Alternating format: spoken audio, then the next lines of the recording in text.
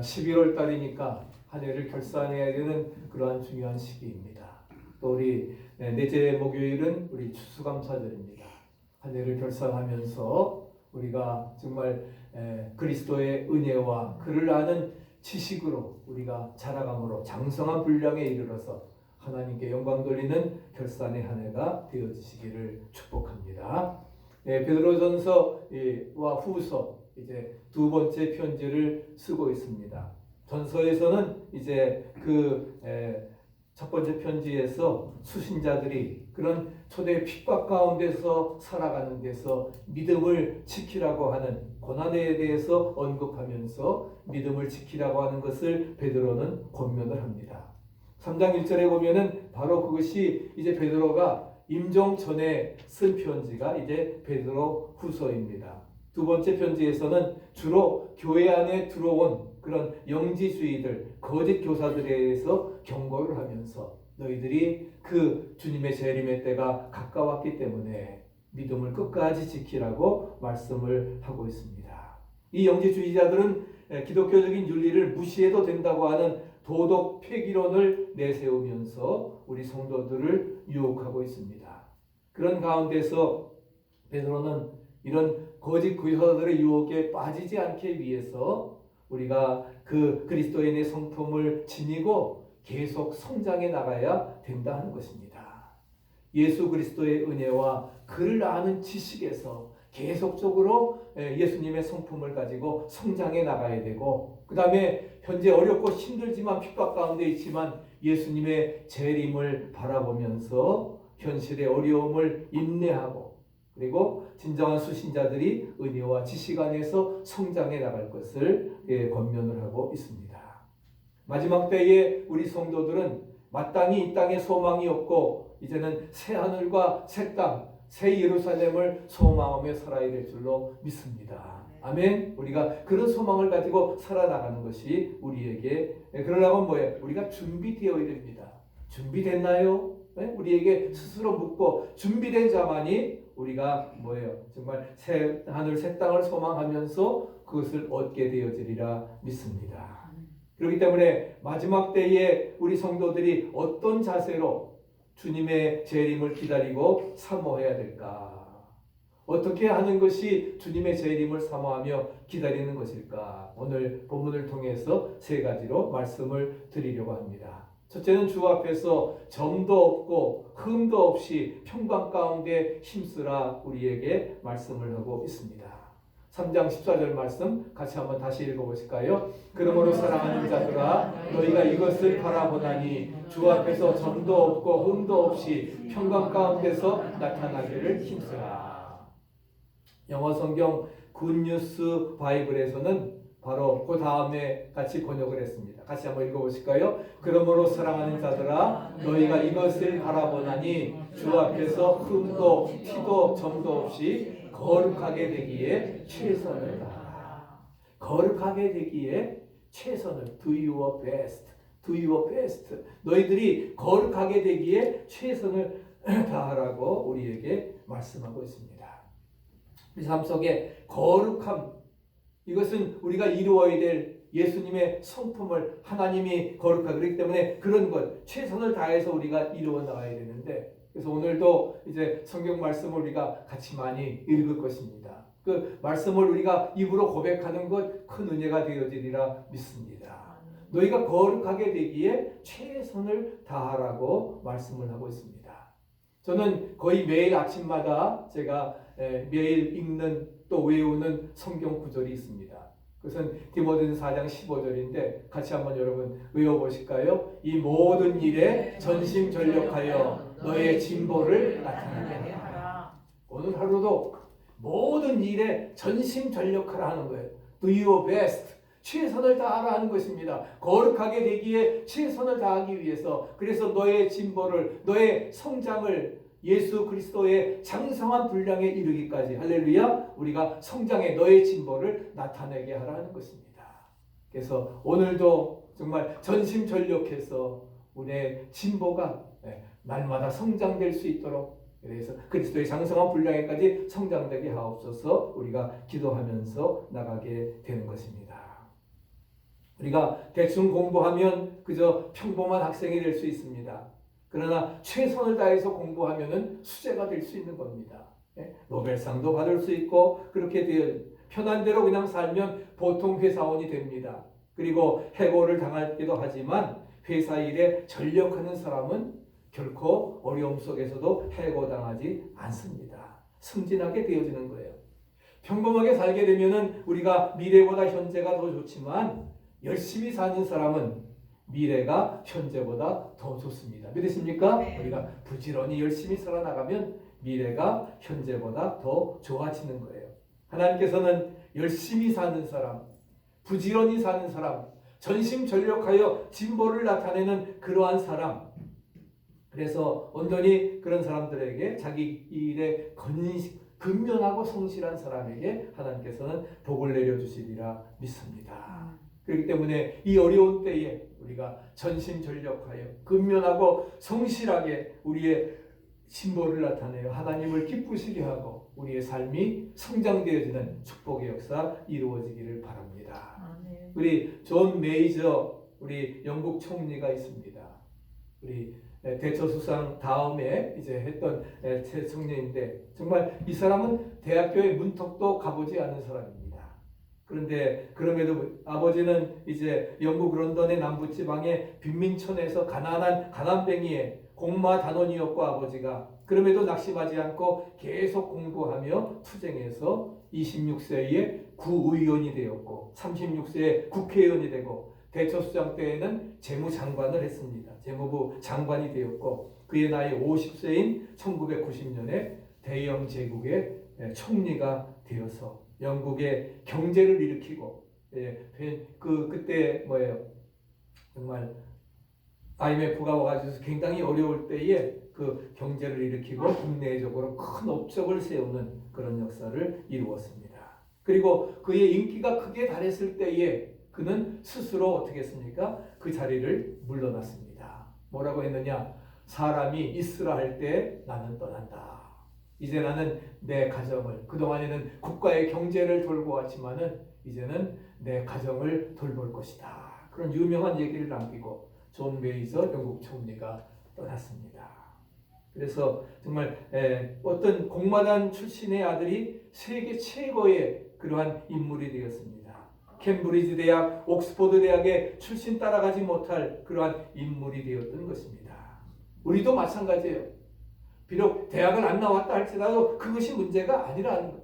내가 열심히 살고 열심히 노력하게 되면 근면하고 성실하게 살아간다고 하면 전심전력하여 진보를 나타낸다고 하면 우리에게도 새로운 길이 열려지리라 믿습니다. 아멘. 그런 믿음 가지고 우리가 살아가는 것입니다.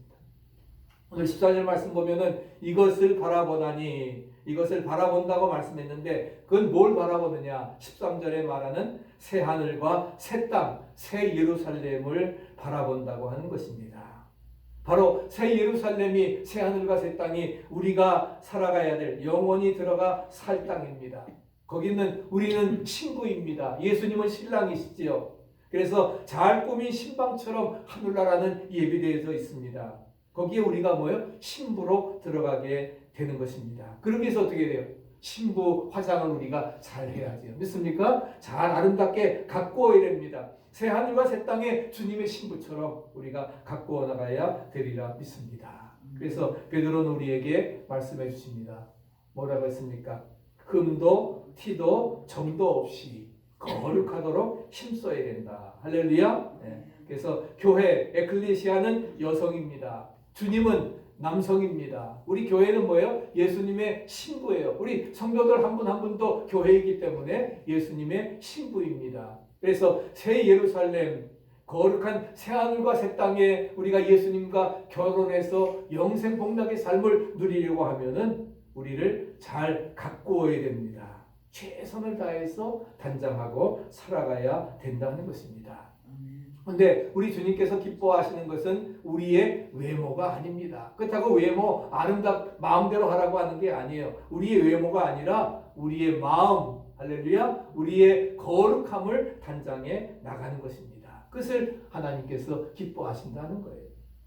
그래서 하나님께서 우리가 거룩하기를 얼마나 원하시는지 모릅니다. 그래서 같이 한번 읽어보실까요? 내가 거룩하니 너희도 거룩할지어다. 또 오직 너희를 부르신 거룩한 자처럼 너희도 모든 행실에 거룩한 자가 되라.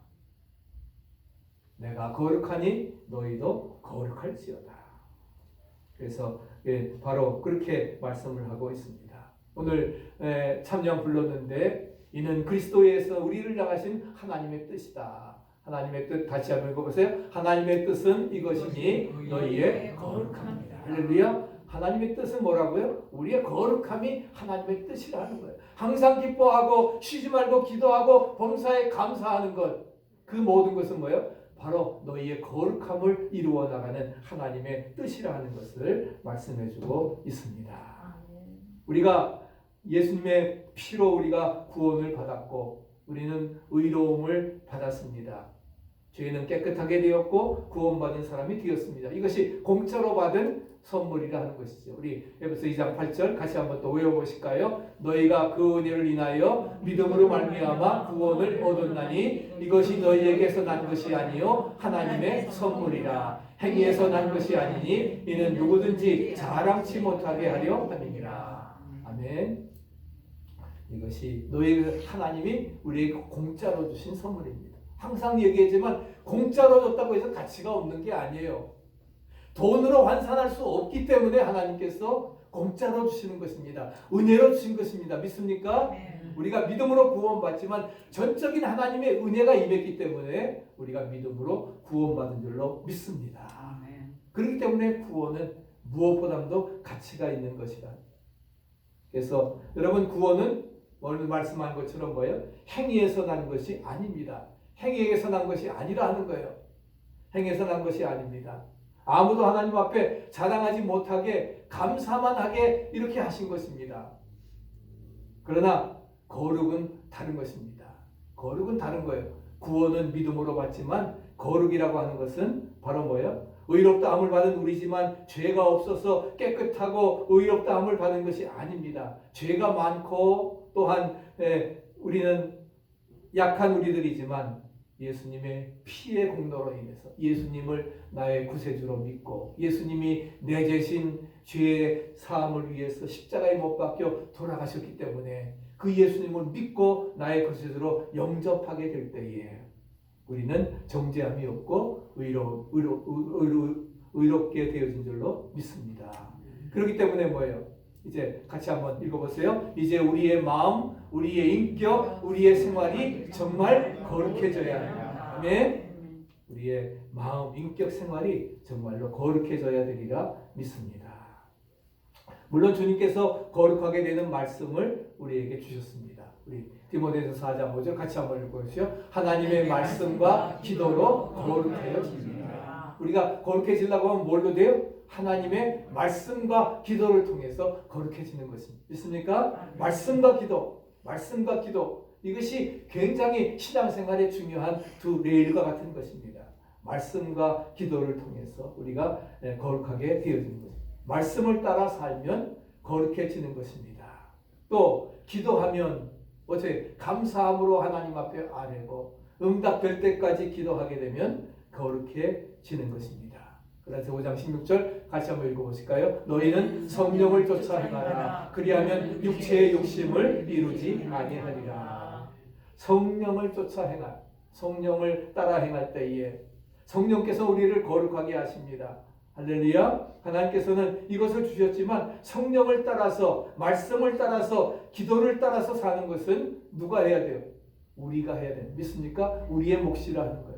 그래서 하나님의 말씀과 기도로 거룩해지고 성령을 쫓아 행할 때에 성령 충만하게 될 때에 우리로 하여금 육체 욕심을 이루지 아니하고 거룩하게 되어지리라 믿습니다. 그래서 우리는 어떻게 부지런히 기도하고 부지런히 성령을 쫓아 행하고 말씀을 우리가 순종하려고 노력해야 우리가 거룩하게 되어지리라 믿습니다. 전체로 보면은 모든 것이 하나님의 은혜지만 그러나 우리가 해야 될 일이 있다 하는 것입니다. 그래서 우리가 제물을 드릴 때에 제사를 드릴 때에 제물을 어떤 것을 드립니까? 레위기 22장 20절 우리 같이 읽어보실까요? 무릇 흠 있는 것을 너희는 드리지 말 것은 그것이 연락되지 못할 것입니다. 흠 있는 것. 하나님 뭐 부족해서 받으시겠어요? 다 하나님의 것인데 우리가 부족한 것은 정성을 요구하십니다. 믿습니까? 그렇기 때문에 흠 없는 것이 아니고 흠 없는 있는 것은 연락되지 못하기 때문에 흠 없는 것, 점이 없는 것, 깨끗한 것을 드리라 말씀을 하고 있습니다. 우리가 예수 공로를 의지해서 믿음으로 우리가 공로를 의지한다고 하니까 성결에 대해서는 등한시하는 경우들이 많습니다. 그건 아닙니다. 우리가 행위로 구원받지 있는 것 아니라 할지라도 우리가 믿음으로 받지만은 우리는 뭐예요? 성결해야 돼요. 깨끗해야 됩니다. 우리의 행위가 의롭도록 그렇게 노력해야 되는 것입니다. 예수 공로를 의지한다고 하면은 더욱더 뭐예요? 예수 닮기를 원해야 된다는 거예요. 모든 소원 기도의 제목 예수 닮기 원합니다. 이따가 우리 설교 후에 부르겠습니다만 정말 예수를 닮기 원합니다. 신자 되기 원합니다. 거룩하기 원합니다. 사랑하기 원합니다. 이것이 우리 정말 신자들의 참된 목표인 줄로 믿습니다. 그런 믿음을 가지고 우리가 살아가야 됩니다. 누구나 다 평강하기를 원합니다. 믿습니까? 정말 어려운 시대 속에 살면서 평강을 원하는데 왜 우리가 평강을 얻지 못하고 불안할까요? 요한계시록을 읽기가 괜히 심판받는 것 같아서 겁이 나고 휴거를 얘기하고 마지막 때를 설교하면 괜히 듣기 두렵다고 하면서 그만하세요. 우리가 이러는데 우리가 그만하라고 해도 때는 이제 마지막 때입니다. 듣기 싫은다 할지라도 그 심판은 우리에게 마지막으로 오는 최후의 정말 심판입니다. 그러나 믿는 자들에게는 하나님 뜻대로 사는 자들에게는 심판날이 아니라 심판날이 멸망의 날이 아니라 구원의 날이고 영광의 날인 줄로 믿습니다. 아멘. 그런 믿음 가지고 우리는 살아가야 된다는 것입니다. 창세기에 보면은 가인과 아벨이 이제 똑같이 제사를 드립니다. 가인은 어떻게 했습니까? 농사에 그런 그 농사의 물을 가지고 제물을 드렸고 아벨은 또 하나님 앞에 양으로 제물을 드렸습니다. 근데 하나님께서 뭐예요? 가인의 제물은 연락하지 아니하시고 아벨의 제물만을 연락하셨습니다. 뭐예요?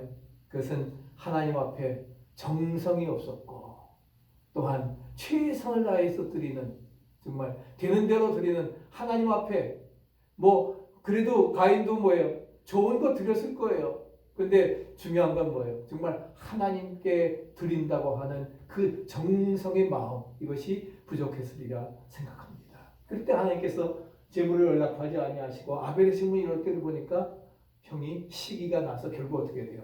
아벨을 데려다가 쳐 죽이고 맙니다. 최초의 살인이 이루어지는 거예요. 최초의 살인이 이루어집니다. 안색이 변하고 화를 내고 고개를 들지 못하고 그래서 하나님께서는 결국 살인을 하게 됐는데 제사를 드릴 때에 이미 마음속에 평강이 없었기 때문에 하나님은 정말 정성을 다해 드리는 제물이 아니었기 때문에 하나님께서 가인과 그의 예물 하나님은 예물만 받는 게 아닙니다. 그 사람도 예배 드리는 제사 드리는 그 사람도 받으심을 믿으시기 바랍니다. 그래서 가인과 그 제물은 연락하지 아니하시고 아벨과 그 제물만을 연락하신 것입니다. 우리 드리는 예배가 하나님께 연락되어지는 산제사 되어지기를 축복합니다. 네? 우리의 드리는 나와서 정말 드리는데 정말 시간 바쳐서 물질 바쳐 드리는데 우리의 드리는 예배가 제사가 하나님 앞에 연락되지 않는다고 하면은 그것보다 안타까운 게 더 어디 있겠어요? 그러다가 하면 정말 하나님 앞에 연락되어지는 우리의 마음의 기도와 우리 마음의 정성과 내 모든 것들이 하나님 앞에 연락되어지기를 원합니다. 그런 마음을 가지고 그래서 윗줄 한번 같이 읽어보실까요? 마지막 때가 가까울수록 흠도 점도 없는 산 제물이 되어야 한다. 그러므로 형제들아 하나님의 자비하심으로 너희를 권하노니 너희 몸을 하나님이 기뻐하시는 거룩한 산 제물로 드려라. 이것이 너에게 드릴 영적 예배입니다. 할렐루야. 우리의 드릴 영적 예배는 너희 몸을 하나님이 기뻐하시는 살아있는 거룩한 제물로 우리에게 드리는 것입니다. 이것이 우리가 드릴 영적 예배가 되어지리라 믿습니다. 그래서 오늘 베드로가 평강 가운데서 나타나기를 힘쓰라고 말씀하는 것은 평안하려고 애써라, 그냥 평안해라, 그냥 평안을 구하는 것이 아닙니다. 그것은 바로 뭐예요? 같이 읽어보세요. 주님과 함께 주님께서 주시는 평안으로 평안하라. 아멘. 바로 평강 가운데 나타나기를 힘쓰라고 말씀하는 것은 주님과 함께 동행하면서 주님께서 주시는, 주님이 내 안에, 내가 주님 안에 거하는 주님과 일체의 삶을 통해서 주님께서 주시는 평안이 가지고 우리가 평안하라고 말씀을 하고 있습니다. 그래서 주님께서는 우리에게 뭘 주십니까? 평안을 주십니다. 믿으십니까? 십자가 지기 전에도 주님 말씀하셨습니다. 요한복음 14장 1절 같이 한번 읽어보실까요? 너희는 마음에 근심하지 말라. 하나님을 믿으니 또 나를 믿어라. 또 나를 믿어라. 우리가 정말 걱정하는 분이 많을 줄 모릅니다. 그러나 하나님께서 오늘 우리에게 정말 이 평안을 넘치시기를 축복합니다. 아멘. 병우야, 근심하지 말라. 하나님을 믿으니 또 나를 믿어라. 금자야, 근심하지 말라. 할렐루야. 하나님을 믿으니 또 나를 믿으라. 내 아버지 집에 거할 곳이 많다. 처소를 예비하러 간다 말씀하시면서 주님 돌아가시기 전에 이미 하늘나라에 대해서 말씀을 하고 있습니다. 27절 또 읽어보실까요? 평안을 너희에게 끼치노니 곧 나의 평안을 너희에게 주노라. 내가 너희에게 주는 것은 세상이 주는 것 같지 아니하니라. 너희는 마음에 근심도 말고 두려워하지도 말라. 할렐루야. 우리에게 말씀하십니다. 나의 평안을 너희에게 주는데 이것은 뭐예요? 세상이 줄 수 없는 평안이라 하는 거예요. 믿습니까? 주님이 세상이 줄 수 없는 평안. 너희는 마음에 근심하지도 말고 두려워하지도 말라 하는 거예요. 그리고 십자가를 지고 돌아가신 다음에 또 제일 처음에 제 주님께서는 바로 그날 저녁에 제자들에게 나타나셨습니다. 나타나셔서 뭐라고 하셨습니까? 너희에게 평강이 있을지어다. 숨을 내쉬면서 평강이 있을지어다. 성령을 받아라. 아버지께서 나를 보내신 것 같이 나도 너희를 보내노라. 세 가지 평강을 약속하시고 그 다음에 뭐예요? 성령을 받으라 말씀하시고 그 다음에 뭐예요? 지상 명령을 주십니다. 아버지께서 나를 보내, 나도 너희를 보낸다. 선교의 사명을 우리에게 주셨던 것입니다. Peace be with you. Peace be with you. 오늘 이 아침에 주님이 주시는 평강이 넘치시기를 축원합니다. 아멘. 참된 평안이 어디 있나? 오늘 부른 찬송처럼 평화로다. 하늘 위에서 정말 내려오는 주님이 주시는 참된 평강 넘치시기를 축복합니다. 아멘. 근심, 걱정, 염려 다 물러갈지어다. 아멘. 아멘. 물리쳐버리고 주님의 평강으로 충만히 채우시기를 바랍니다. 그러기 위해서는 뭐예요? 예수님을 나의 구주로 영접하고 주님의 내 안에, 내가 주님 안에 거하는 하나된 삶을 살아갈 때에 그런 역사 이루어 주시리라 믿습니다. 그래서 어떠한 주님께서는 늘 평안을 주시는데 이 불안과 초조 이런 것들은 뭐예요? 마귀가 주는 영권입니다. 그렇기 때문에 불안, 초조, 근심, 걱정 다 물러가라. 예수 이름은 명하노니 할렐루야. 우리가 물리쳐 나가시기를 바랍니다. 아멘. 나사렛 예수 이름 명하노니 꼭 기도하세요. 명령하세요. 여러분의 명령이 아니라 누구예요? 예수님의 이름의 그 능력 권세를 가지고 명령하시기 바랍니다. 아멘. 병마도 물러갈 줄로 믿습니다. 아멘. 암도 물러갈 줄로 믿습니다. 아멘. 아멘. 주님 그런 온전히 우리가 기도하며 나가시기를 바랍니다. 우리 감리교회 창시자인 요한 웨슬레 목사님 정말 그는 마지막으로 이제 정말 그 10만 마일이나 되는 그러한 거리를 전도하면서 그렇게 평생 전도하면서 살았습니다. 그러면서 임종식 전에 한 얘기가 바로 이것입니다. 이 세상에서 가장 고귀한 축복은 주님께서 나와 함께 하시는 것이다. 믿습니까? 아멘. 주님이 오늘도 나와 함께 하신다. 임마누엘. 에베네셀의 하나님 여기까지 우리를 도우셨고 그 주님이 나와 지금도 함께 하신다. 세상 끝날까지 너희와 항상 함께 있으리라. 아멘. 그러면서 우리에게 여호와 일의 앞으로의 모든 삶도 책임져 주실 것입니다. 그런 믿음을 가지고 우리가 살아가야 되리라 믿습니다. 지금도 그런지 모르지만 뉴욕에 가면은 휴스턴 다음으로 암센터가 있습니다. 암병원이 있는데 거기 입원해 있는 크리스천 환자들이 함께 모여서 찬송과 기도하고 또 성경 공부를 한 다음에 전도를 했습니다. 그러면서 앞으로 몇 번이나 더 찬송과 기도와 성경 공부를 하고 천국에 갈지 모르니 모두 눈물로 정말 찬송하고 기도하고 오늘 우리가 드리는 이런 기도가 찬송이 마지막 찬송이래. 시한부 인생을 살아나가는 사람들이니까 그렇게 했습니다. 그리고서는 나는 암 환자입니다. 의사의 말에 의하면 내 생명은 3개월도 남지 않았다고 합니다. 그러나 나는 기쁩니다. 예수 그리스도 때문에.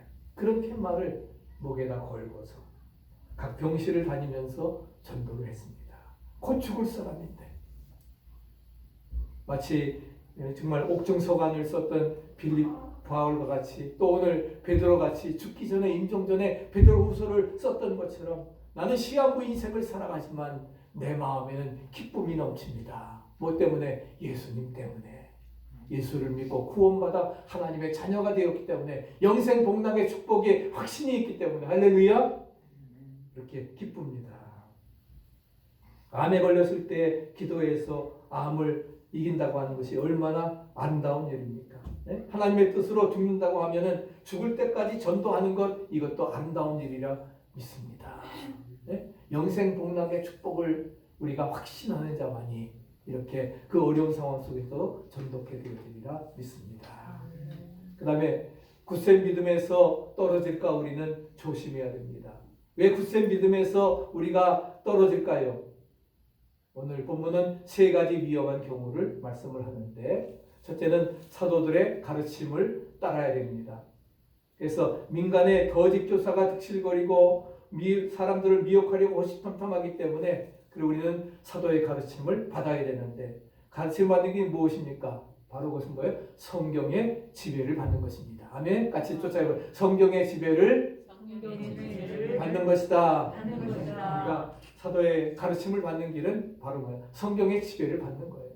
네? 오늘도 바로 예수님께서 또 빌립이 또한 우리 모든 베드로나 또한 바울이 할 수 있는 것 우리가 뭘 통해서 뭐예요? 말씀을 통해서 성경을 통해서 지배를 받아나가는 것입니다. 그래서 2장 15절 같이 한번 읽어보실까요? 유대인은 주 예수와 선자들을 죽이고 우리를 쫓아내고 하나님을 기쁘시게 아니하고 모든 사람에게 대적이 되어 우리가 이방인에게 말하여 구원 얻게 함을 저희가 금하여 자기 죄를 항상 채우며 노하심이 끝까지 저에게 금하였느니라. 거짓 교사의 따름을 따르지 아니하고 어떻게 돼요? 사도의 가르침을 따라야 된다는 겁니다. 두 번째는 재림에 관한 성경을 조심스럽게 다루어 나가야 된다는 것입니다. 그래서 우리는 억지로 이것을 풀다가는 스스로 멸망의 자리에 빠집니다. 이단들은 자꾸만 이것을 억지로 풀어요. 말씀을 푼다고 하면서 그것이 진리라고 하면서 그러나 이것을 억지로 풀면은 스스로 멸망에 빠지게 되는 것입니다. 그 다음에 세 번째는 미혹에 이끌리면 굳센 데서 떨어질 수밖에 없는 것입니다. 여러 가지 방법으로 우리를 미혹합니다. 그것이 아주 혹하는 거예요. 달콤한 거예요. 그렇기 때문에 넘어가는 것입니다.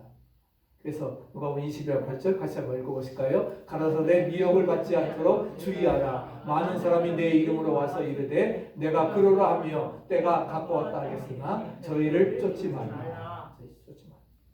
심지어 내가 제 이름 예수다라고 해도 성경이 아니면 아닌 거예요. 내가 그 주님 말씀한 그날과 그 시는 아무도 인자도 모른다 했는데 하나님만이 아시는데 자기가 제 이름 예수라고 말하는 건 그건 당연한 거짓이지. 마지막 세 번째는 구주 예수의 은혜와 그를 아는 지식에서 자라가야 되는 것입니다. 18절 같이 한번 또 읽어보실까요? 오직 우리 주 곧 구주 예수 그리스도의 은혜와 그를 아는 지식에서 자라가라. 영광이 이제와 영원한 날까지 그에게 있을지어다. 베드로 후서의 마지막 결론이고 축원의 말씀인 것입니다. 주 예수 그리스도의 은혜와 그를 아는 지식에서 계속적으로 자라가라 하는 겁니다. 영광이 이제와 영원한 날까지 그에게 있을지어다 말씀을 하고 있습니다. 즉 그리스도의 은혜 속으로 우리가 들어가야 됩니다. 오늘 부른 찬송처럼 주 품에 나를 품어 주시옵소서. 은혜의 속으로 비록 거친 바다 우리에게 몰려온다 할지라도 주를 향해서 주의 은혜의 바다 속으로 은혜의 품 속으로 나아가겠습니다. 예수님 오실 때까지 그리스도의 은혜는 끝이 없음을 믿으시기 바랍니다. 마지막 때에 더 은혜가 넘치는 겁니다. 그래서 로마서 6장 15절 같이 한번 읽어보실까요? 그런즉 어찌하리요? 우리가 법 아래 있지 아니하고 은혜 아래 있으니 죄를 지으리요? 그럴 수 없느니라. 우리는 지금 은혜 안에 살아갑니다. 믿습니까? 그러니까 죄 지어서는 안 된다 하는 겁니다. 죄 지었다가도 회개해야 된다 하는 겁니다. 우리가 바로 은혜의 법이 세상의 법을 능가하기 때문에 우리는 은혜의 법 아래서 모든 것들을 극복하고 거친 파도 우리를 향해 엄습해 온다 할지라도 나는 주님을 향해서 주님의 품을 향해서 우리는 나아가겠습니다 하는 그런 믿음을 가지고 나아가야 되리라 믿습니다. 그래서 마지막 영원까지 그리스도를 아는 지식에 우리가 자라가야 되리라 믿습니다. 세상 학문은 일정한 기간이 있어서 이제 입학과 졸업이 명확합니다. 대학교 4년, 이렇게 대학은 또 2년. 그러나 예수를 아는 것은 시작은 있지만 졸업은 없습니다. 아멘. 그럼 어떻게 해요? 언제 졸업을 해요? 언제 졸업하시겠어요? 주님이 저희를 임하신 날 졸업하게 되리라 믿습니다. 아멘. 내 생명이 다하는 날 졸업하게 영원까지 그리스도라는 지식에 우리는 자라가야 되리라 믿습니다. 고린도후서 8장 2절 읽어보실까요? 만일 누구든지 무엇을 아는 줄로 생각하면 아직도 마땅히 알 것을 알지 못하는 것입니다. 우리가 뭘 안다라고 교만해서는 안 됩니다. 이만하면 됐다? 아닙니다. 우리가 마땅히 그러면 벌써 알지 못하는 것입니다. 와서 그것은 예수를 모르는 신앙의 무지함을 드러내는 것뿐입니다. 우리는 모릅니다. 그래서 바울은 빌립보서 3장 8절에 고백합니다. 같이 읽으세요. 또한 모든 것을 해로 여김은 내 주 그리스도 예수를 아는 지식이 가장 보상함을 인함이라. 내가 그를 위하여 모든 것을 잃어버리고 배설물로 여김은 그리스도를 얻고. 예수를 아는 지식이 가장 고귀한 지식이기 때문에 지금까지 세상적 학문은 다 배설물같이 버리고 바울같이 공부 많이 한 사람 가말리엘 문화의 출신인 서울대학 출신인데 아이비리그 출신인데 그거 다 배설물로 여기고 주님을 위해서 순교했던 것입니다. 그래서 그리스도를 얻었습니다. 표대를 향하여 부르심을 얻은 상을 위해서 전진하노라. 할렐루야. 그렇게 역사에 나가는 것입니다. 바로 우리 같이 한번 읽어보시죠. 귀한 것을 얻었기 때문에 하찮은 것을 버리소이다. 보배 되신 예수님이 내 안에 계시다고 하는 할렐루야. 이제 뭐예요? 모든 내가 중요시 여기는 것들 다 내어버려도 배설물같이 버려도 보배 되신 예수님만 내 안에 계시다고 하면 아무런 문제 없습니다. 할렐루야. 그 몸 가지고 우리는 살아가야 되리라 믿습니다. 하늘을 결산하면서 정말 나의 생명 그 대신 예수님 내 마음속에 오시옵소서. 나를 품어주시옵소서. 나를 예수님이 원하는 사람으로 만들어주시고 온전히 원하는 사람으로 사용해 주시옵소서. 기도하면서 믿음으로 나가시기를 바랍니다. 주님이 나의 삶을 인도하실 것입니다. 주님과 함께 승리의 삶을 살 줄로 믿습니다. 우리 모두 2021년도 한 해 은혜 안에 잘 결산하시기를 간절히 축원합니다. 452장